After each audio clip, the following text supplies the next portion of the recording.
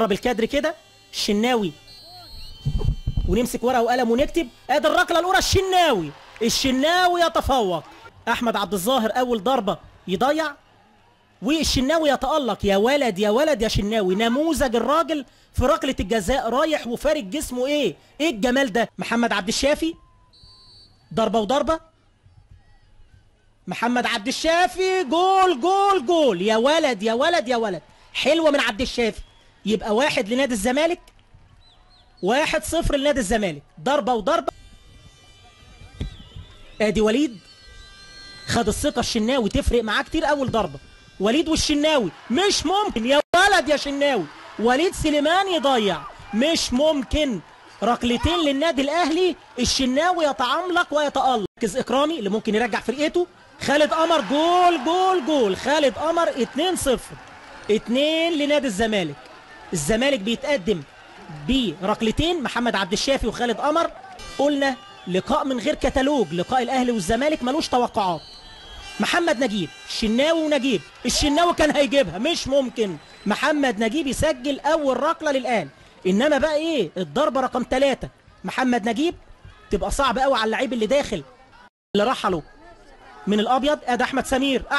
اكرامي. يا سلام يا اكرامي. رد اكرامي بواحده. يبقى احمد سمير يضيع ويسجل خالد قمر وعبد الشافي، ويضيع عبد الظاهر وليد سليمان، ويسجل نجيب بعد 3 ضربات. 2 لنادي الزمالك و1 للنادي الاهلي. باسم علي والشناوي.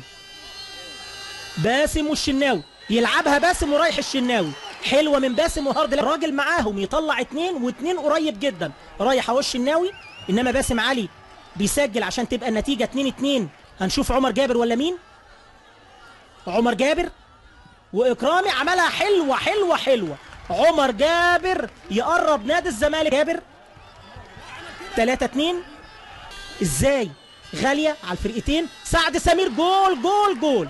سعد سمير بيسجل الضربه الخامسه للنادي الاهلي. 3. لو سجل نادي الزمالك الضربه الاخيره يفوز، اللي ممكن يرجع فرقته لمرحله الحسم مره ثانيه. كوفي بره. كوفي بره. مش ممكن.